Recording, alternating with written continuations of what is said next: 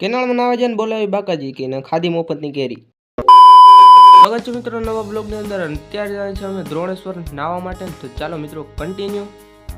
એટલામાં હું પૂકી ગયા કેદારેશ્વર મહાદેવના મંદિર પાસે અને ત્યાં થોડો પોરો ખાઈને પછી પાછા નીકળી ગયા દ્રોણેશ્વર જવા.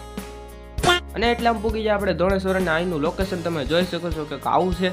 અને તમે જોઈ શકો છો નદી આખી ભરેલી છે. દ્રોણેશ્વરની કેનાળ બહુ મોટી અને એમાં પાણી પણ ઝાઝું આવે છે અને ત્યાં નાહવાની મજા જ કંઈક અલગ આવે છે. અને આ દ્રોણેશ્વરની કેનાળમાં કોણ કોણ નાહ્યું છે કમેન્ટ કરી નાખજો. પછી તો આ બે લગાડી દીધી તરવાની રેસ. ડૂબવાના નાટક કરતો હતો ને એવામાં ગળી ગયું પાણી નાકમાં. મને ગરમી થઈને ટી શર્ટ કાઢીને મારવાનું છે કેનાળમાં ઢૂબકો. પછી ધીમે ધીમે ઉતરતા મારી દીધો આપણે કેનાળમાં ઠેકડો. પછી તો ઘડીક પાણીમાં બોલાવી બાકાજી કી હાંધા તોડિયા પાંદરા વાળા હાંક લેતી બાગ જૂટા પાંગ બોલ ગામ રામા દિયા આગ બાગ ગાને જૂટા દી. પછી તો મસ્ત મજા નાઈ નાખ્યું ને હવે થઈ ગયા હતા વાળ મવાલી જવા. પછી ગાડી લઈને નીકળી જા આપણે ઘર બાજુ. એવામાં તો ગાડી નહીં થઈ જતી ગરમી એટલે પીવા દીધી ને 100 રૂપિયાની સોડા.